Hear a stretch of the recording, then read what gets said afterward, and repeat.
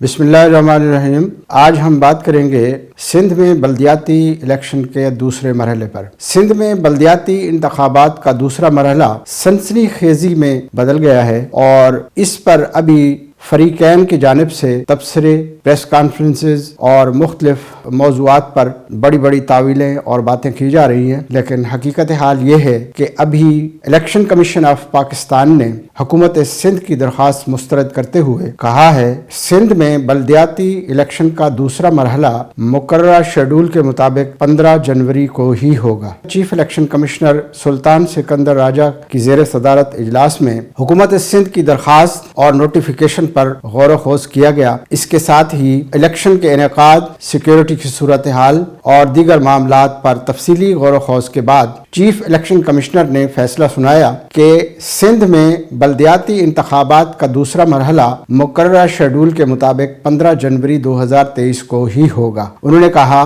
कि ऐसे मरहले पर हम इंतखाबात मुलतवी नहीं कर सकते और हुकूमत सिंध की दरख्वास्त मुस्तरद की जाती है। उन्होंने वजारत दाखिला से भी कहा कि हसास तरीन पोलिंग स्टेशन पर फौज और रेंजर्स की तैनाती के लिए अहकामात जारी किए जाएं और सिक्योरिटी को यकीनी बनाया जाए। इससे कबल गुज़िश्ता शब हुकूमत सिंध ने काबीना के इजलास के बाद ऐलान किया था कि सिंध में बल्दियाती इंतखाबात के दूसरे मरहले में कराची डिवीजन, हैदराबाद डिवीजन और दादू में 2 तहसीलों खैरपुर नाथन शाह और मीहड़ में बल्दियाती इंतखाबात का इनेकाद नहीं होगा। सूबाई वज़ीर इत्तलात शर्जील इनाम मेमन ने वज़ीर बल्दियात सिंध सैयद नासिर हुसैन के साथ प्रेस कॉन्फ्रेंस में कहा कि हमारे इत्तहादियों को हल्का बंदियों पर तहफ़्फ़ुज़ात थे, जबकि दूसरी जानिब दादू की 2 तहसीलों में यानी मीहड़ और खैरपुर नाथन शाह में सैलाब का पानी अभी भी मौजूद है और इस बिना पर वहाँ पोलिंग का इनेकाद मुमकिन नहीं।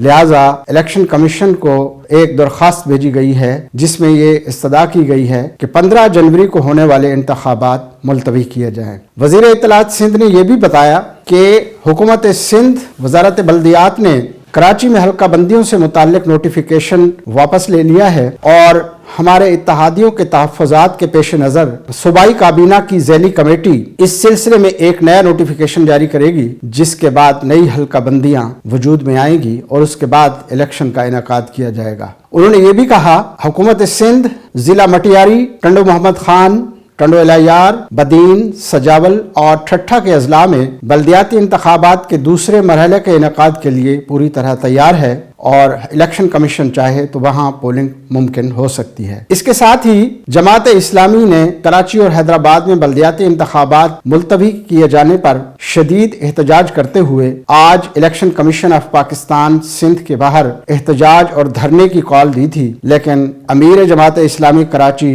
हाफिज नईम उर रहमान की जानिब से अब ये कॉल वापस ले ली गई है और इलेक्शन कमीशन के फैसले के ऐलान के बाद उन्होंने अपना धरना मुलतवी कर दिया है। दूसरी जानिब MQM ने अपने अहम रहनुमाओं का हंगामी इजलास तलब किया है और इलेक्शन कमीशन ऑफ पाकिस्तान के फैसले और हुकूमत सिंध के इक़दामात ज़ेर गौर लाए जाएंगे और इजलास में आइंदा के लाहे अमल के बारे में भी तफसीली गौर खोज किया जाएगा। इससे कबल MQM के रहनुमाओं ने कहा था, MQM के सरबरा खालिद मकबूल सिद्दीकी ने कहा था अगर हमने इलेक्शन का बाइकआउट किया तो फिर कोई भी इलेक्शन नहीं लड़ेगा और हम चाहते हैं कि नई हल्का बंदियों और नई कानून साजी के बाद इलेक्शन का इनेकाद किया जाए। मौजूदा गैर कानूनी हल्का बंदियों के तहत इंतखाबात काबिल कबूल नहीं और इसमें किसी सूरत भी हम हिस्सा नहीं लेंगे। दूसरी जानिब जमात इस्लामी कराची के अमीर हाफिज नईम उर रहमान ने सूरत हाल का जिम्मेदार MQM और हुकूमत सिंध को करार देते हुए कहा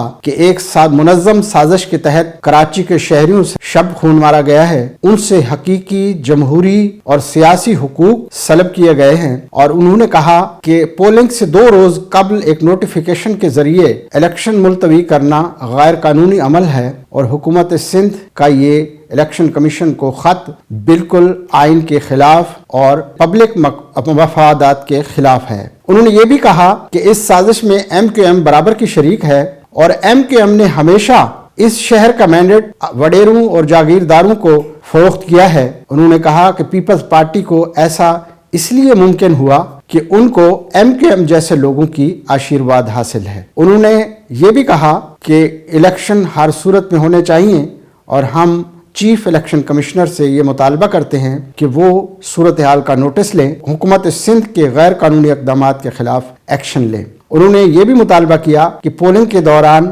فوج اور رینجرز کی سیکیورٹی کو یقینی بنایا جائے، اور انہوں نے جس قسم کی منظم بدامنی اور تخریب کاری کا منصوبہ بنا رکھا ہے اسے ناکام بنانے کے لیے سیکیورٹی اقدامات بہت ضروری ہیں۔ دوسری جانب حکومت سندھ نے الیکشن کمیشن کا فیصلہ سامنے آنے کے بعد اپنی لیگل ٹیم کا اجلاس طلب کیا ہے، اور الیکشن کمیشن کی جانب سے درخواست مسترد کیے جانے کے قانونی پہلوؤں کا جائزہ لینے کے بعد لائحہ عمل کا اعلان کیا جائے گا۔ حکومت سندھ کی قانونی ٹیم آئین کے تحت اقدامات اور آئین کے تحت پیش رفت کا جائزہ لے گی، جس کے بعد سندھ کابینہ کا اجلاس ہوگا اور اگلے اقدامات کی منظوری دی جائے گی۔ اسی طرح پاکستان تحریک انصاف نے اپنے رد عمل کا اظہار کرتے ہوئے سندھ کے صدر سید علی زیدی نے کہا ہے، حکومت سندھ اور MQM کی ملی بھگت سے الیکشن ملتوی کرنا بالکل غیر قانونی اور سراسر عوام کے مینڈیٹ کے خلاف ڈاکہ ہے۔ انہوں نے کہا کہ آج ہم بھرپور احتجاج کریں گے اور اس ناانصافی پر شدید رد عمل کا اظہار کریں گے۔ اب دیکھنا یہ ہے اس صورتحال میں الیکشن ہوں گے یا نہیں ہوں گے۔ ایک سنسنی خیز ماحول میں ووٹر اس جانب بالکل تذبذب کا شکار ہیں اور انتظامی امور بالکل ٹھپ ہو کر رہ گئے ہیں، جبکہ پولنگ کے شروع ہونے میں صرف 48 گھنٹے باقی ہیں، اور ابھی تک یہ فیصلہ ہونا باقی ہے کہ الیکشن واقعی ہونے جا رہے ہیں یا نہیں ہونے جا رہے۔ عوام کو سہولت فراہم کرنے والا بلدیاتی نظام اس وقت عوام کے لیے پریشانی کا باعث بنا ہوا ہے۔ پریشانی صرف عوامی سطح پر ہی نہیں، حکومتی سطح پر بھی ہے اور پارٹی اور سیاسی سطح پر بھی ہے۔ تو اب وہ حکومت جو میونسپلٹی اور مقامی بلدیہ کو سرپرستی فراہم کرتی ہے، وہ تیسری مرتبہ الیکشن ملتوی کرانے کے لیے مجبور ہے، اور اس کی یہ مجبوری غالباً اپنے اتحادی یعنی MQM کے شدید رد عمل کے بعد سامنے آئی ہے۔